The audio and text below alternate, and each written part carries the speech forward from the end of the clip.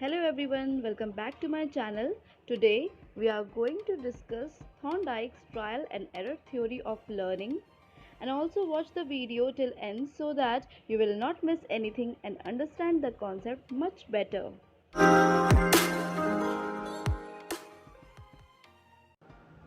पहले हम बिहेवियरिज्म के बारे में थोड़ा सा जान लेंगे। बिहेवियरिज्म मतलब व्यवहारवाद। इसमें जीन्स या हेरिडिटी को इम्पोर्टेंस नहीं देते हैं। एनवायरनमेंट या नर्चर के थ्रू बिहेवियर को चेंज करेंगे। बिहेवियरिस्ट क्या कहते हैं, कंडीशनिंग या ट्रेनिंग के द्वारा हम किसी भी बिहेवियर को शेप दे सकते हैं। Your behavior is everything and it can be shaped differently by conditioning or practicing or by any other method. Father of behaviourism John B Watson को कहा जाता है, लेकिन वॉटसन से ज़्यादा इस पर थॉर्नडाइक ने काम किया है और उसके आगे स्किनर ने। Now let's come to Thorndike's trial and error theory of learning. So the theory was propounded by Edward L. Thorndike in 1898 and was published in 1913. He is also known as father of psychology.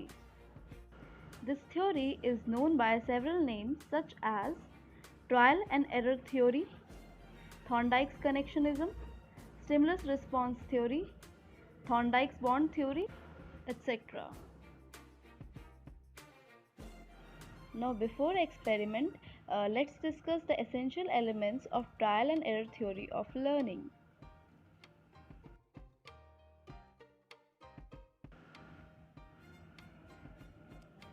Now what is learning? Learning क्या है? सीखना क्या है? हम क्यों सीखते हैं?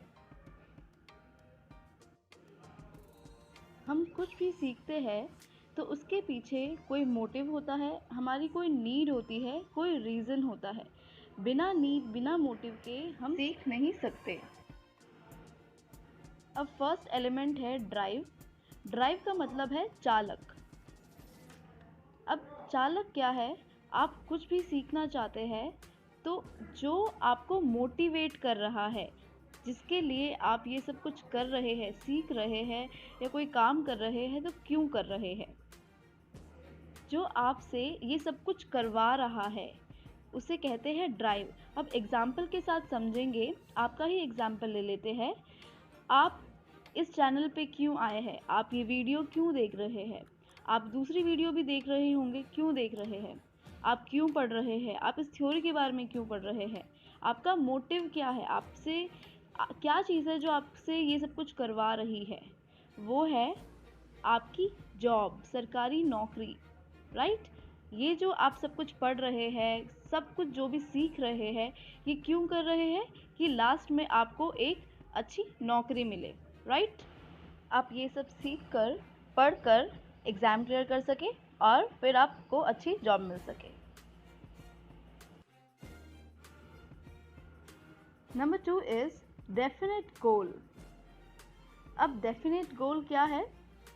Definite गोल का मतलब आपका लक्ष्य क्या है? फिर से एग्जाम्पल के साथ लेंगे। अब आपका ड्राइव क्या था? आपकी जॉब। अब जॉब के लिए आप ये सब पढ़ रहे हैं, तो आप क्यों पढ़ रहे हैं? कि आप एग्ज़ाम क्लियर कर सके। आप एग्ज़ाम क्लियर करेंगे तभी जाके आपको जॉब मिलेगी।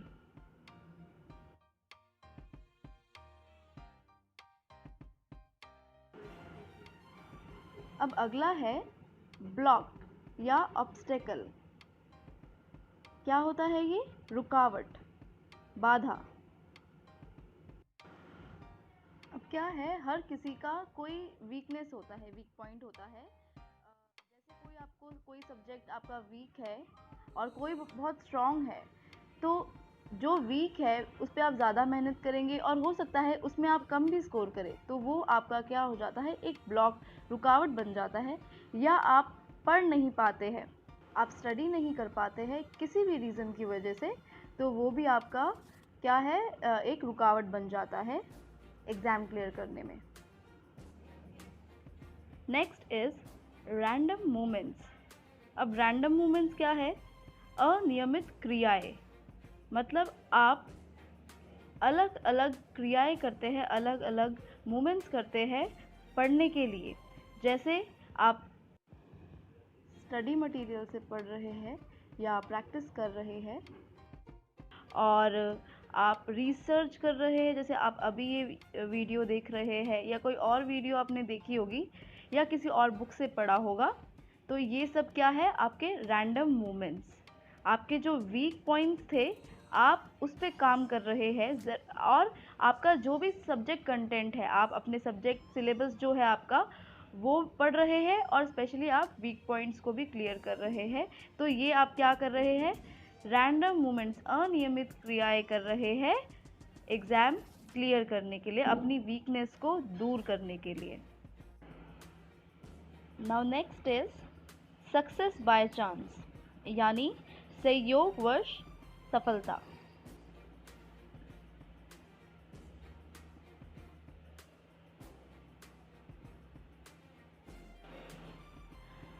अब आपने जो स्टडी किया था, रिसर्च किया था और प्रैक्टिस किया था, तो आपका क्या होता है, एग्ज़ाम बाय चांस क्लियर हो जाता है और बहुत सारे क्वेश्चंस एक पर्टिकुलर जगह से आ जाते हैं।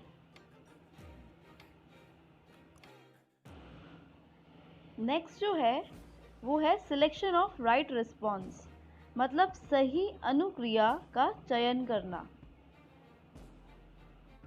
अब आपने YouTube के अलग अलग एजुकेशनल चैनल से पढ़ाई की थी, वीडियोस देखी थी, तो क्या होता है, किसी एक चैनल की वीडियोस से बहुत सारे क्वेश्चंस आपके एग्ज़ाम में आ जाते हैं। तो आप क्या करते हैं, आप उस चैनल को सिलेक्ट कर लेते हैं कि हाँ ये चैनल अच्छा है, यहाँ से बहुत सारे क्वेश्चंस आए हैं, तो ये फ्यूचर के लिए भी मेरे लिए अच्छा होगा। तो आप क्या करते हैं, उस चैनल को सिलेक्ट कर लेते हैं। Now last is fixation. अब इसमें क्या है, जो भी आपने राइट रिस्पॉन्सेज लिए थे आप उसको फिक्स कर लेते हैं। जैसे आपने जो YouTube वीडियो देखी थी जिसमें से बहुत से क्वेश्चंस आए थे, आपने उस चैनल को फिक्स कर लिया कि नेक्स्ट फ्यूचर यूज़ के लिए भी मैं इस चैनल की वीडियोस देखूंगा या देखूंगी। ठीक है, तो आप राइट रिस्पॉन्स को फिक्स कर रहे हैं, और जहाँ जहाँ कहीं से भी आपने पढ़ा था, कहीं और से पढ़ा था, जहाँ से कुछ नहीं आया, कोई आपको हेल्प नहीं मिली, आप उसको एलिमिनेट कर देंगे। मतलब जो आपका इनकरेक्ट रिस्पॉन्सेस थे आप उसको एलिमिनेट कर देंगे, मतलब हटा देंगे, और उससे क्या होगा, आप अपना गोल अचीव कर पाएंगे। तो ये थे essential elements of trial and error theory. अब हम इसे एक्सपेरिमेंट के थ्रू भी समझेंगे।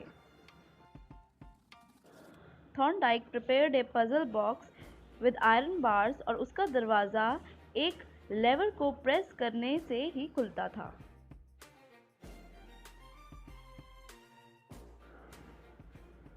फिर उसने क्या किया, एक भूखी बिल्ली को पिंजरे में बंद कर दिया और उस पिंजरे के बाहर एक मछली रख दी। अब क्या हुआ, बिल्ली की भूख और बढ़ गई और वह उस मछली को खाने के लिए अलग अलग प्रयास करने लगी। वह पिंजरे में कूदने लगी, दरवाजे पर जोर देने लगी और अलग अलग मूवमेंट्स करने लगी। यहाँ मछली एक स्टिमुलस है, यानी उद्दीपक, और रैंडम मूवमेंट्स जो है वो है प्रतिक्रिया, मतलब रिस्पॉन्स।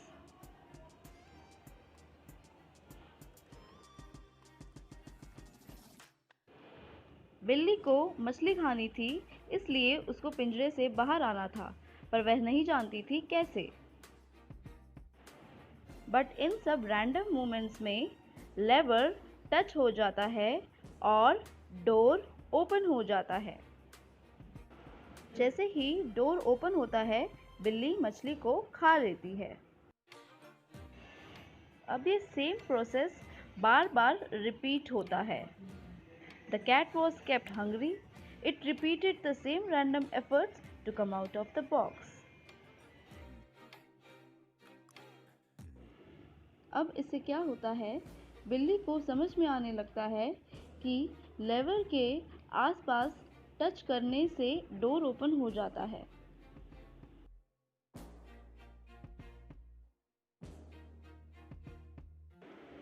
अब बिल्ली लेवर के आसपास के एरिया में ही एफर्ट लगाती है और कुछ ट्रायल्स के बाद बिल्ली को समझ आ जाता है कि लेवर को प्रेस करने से दरवाज़ा खुल जाता है। तो ये था एक्सपेरिमेंट कैट पर।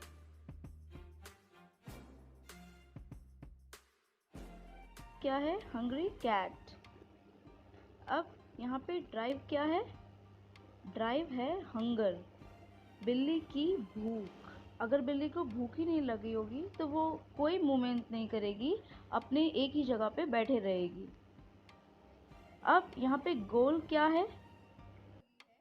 गोल है फिश, क्योंकि बिल्ली को भूख लगी है और उसको खाना है, तो उसका गोल हुआ यहाँ पर फिश।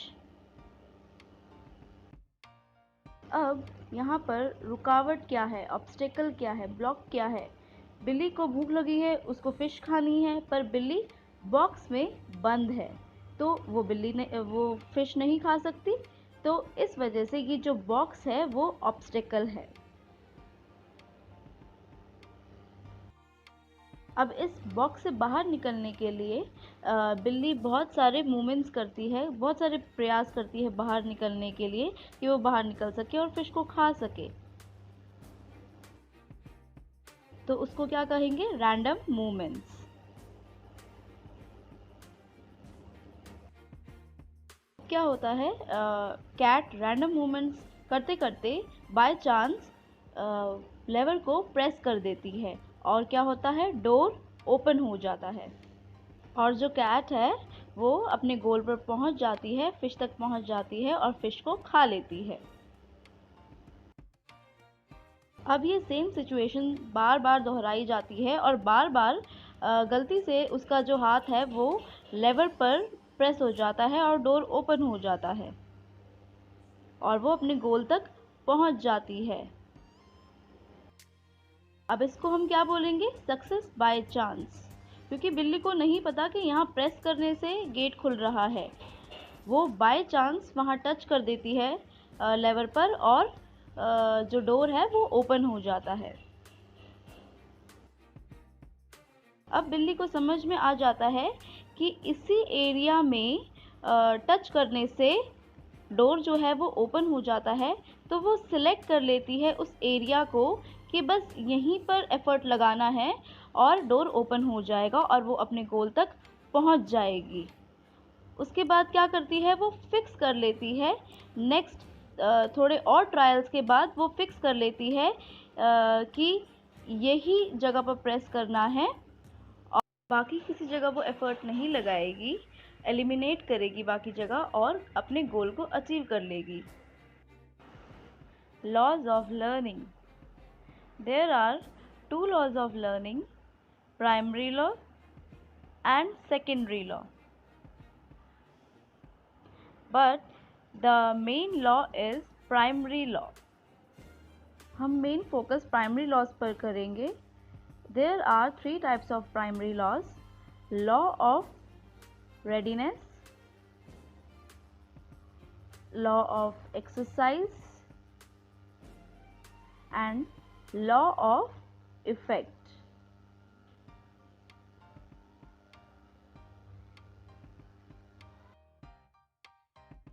पहला जो है वो है लॉ ऑफ रेडीनेस। अब इसमें बच्चा जो है पूरी तरीके से रेडी होना चाहिए, कोई भी तरह की परेशानी बच्चे के साथ नहीं होनी चाहिए, तभी वो सीख पाएगा, हम उसे सिखा पाएंगे।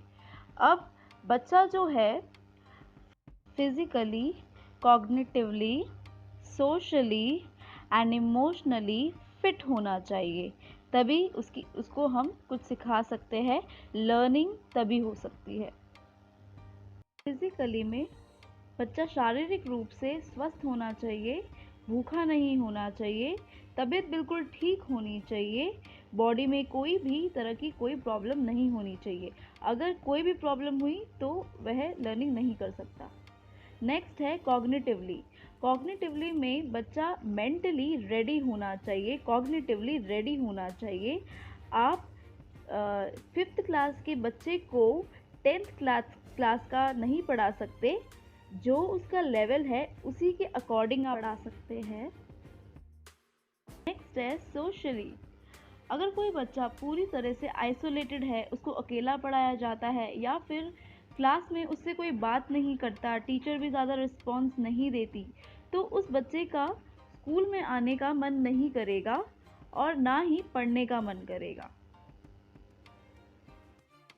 बच्चा इमोशनली भी रेडी होना चाहिए, उसका एनवायरनमेंट अच्छा होना चाहिए, उसे मोटिवेशन भी मिलना चाहिए, तभी लर्निंग पॉसिबल है। मैं एग्ज़ाम्पल आपको एक देती हूँ। मेरी क्लास में एक बच्ची थी और वो क्लास में बड़ी डिस्टर्ब्ड रहती थी। तो जब रीज़न पता चला तो ये था कि उसका घर का एनवायरनमेंट बिल्कुल ठीक नहीं था, पेरेंट्स लड़ते रहते थे। इसी वजह से ना वो पढ़ पाती थी, ना वो उसको कुछ अच्छा नहीं लगता था, ना खाती थी, ना खेलती थी। तो अगर एनवायरनमेंट अच्छा नहीं होगा तो बच्चा नहीं पढ़ पाएगा। और इमोशनली भी बच्चे का फिट होना बहुत ज़रूरी है। Law of exercise. अब लॉ ऑफ एक्सरसाइज में क्या है? यूज और डिसयूज। अब यूज में क्या है? जब हम कॉन्टिन्यूसली प्रैक्टिस करते हैं, किसी भी चीज़ की प्रैक्टिस में रहते हैं। और डिसयूज में क्या है? जब हम प्रैक्टिस को डिसकंटिन्यू कर देते हैं, छोड़ देते हैं बीच में। अब यूज़ में क्या होगा? इम्प्रूवमेंट होगी, क्योंकि जब आप रेगुलरली प्रैक्टिस करते हैं किसी चीज़ की तो आप उसमें ऑटोमेटिकली इम्प्रूव करते हैं। और क्या होता है? आपकी जो मिस्टेक्स होती है वो भी डिक्रीज़ होती है। जब आप किसी भी चीज़ के टच में रहेंगे, उसको कंटिन्यू प्रैक्टिस करते रहेंगे, तो ऑब्वियसली मिस्टेक डिक्रीज़ होगी और आप उसमें परफेक्ट बनेंगे। मिसयूज़ में क्या होगा? आप इम्प्रूवमेंट नहीं कर पाएंगे, क्योंकि जब आप प्रैक्टिस ही नहीं कर रहे तो ऑब्वियसली इम्प्रूवमेंट तो होगी ही नहीं और मिस्टेक भी इंक्रीज होगी। अब स्कूल में भी होमवर्क दिया जाता है। होमवर्क क्यों दिया जाता है? कि बच्चा जो भी स्कूल में हुआ है वो घर जाके प्रैक्टिस कर सके। और जब बच्चा प्रैक्टिस करेगा तो उससे क्या होगा? वो उस सब्जेक्ट में इम्प्रूव करेगा और मिस्टेक्स जो होगी कम होगी।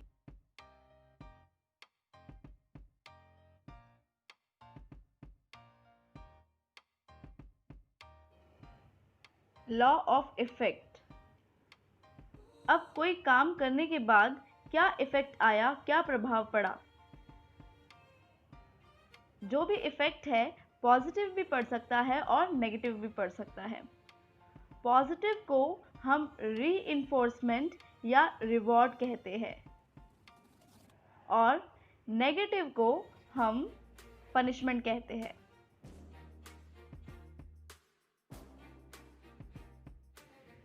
एग्जाम्पल, अब आपने ऑनलाइन कोई प्रोडक्ट ख़रीदा किसी वेबसाइट से और वो प्रोडक्ट एक्सपायर्ड आ गया।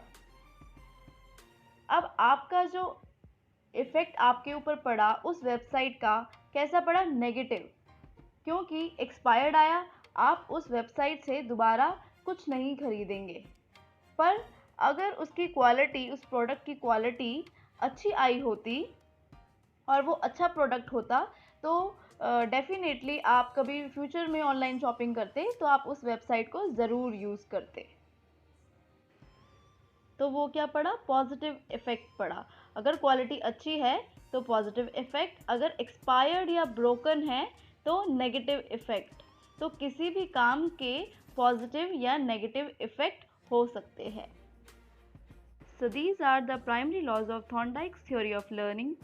अगर आपको ये वीडियो अच्छी लगी है तो please like, subscribe and share the video. Also, if you have any doubt, please write in the comment section below. Okay, we'll meet you in the next video. Bye bye.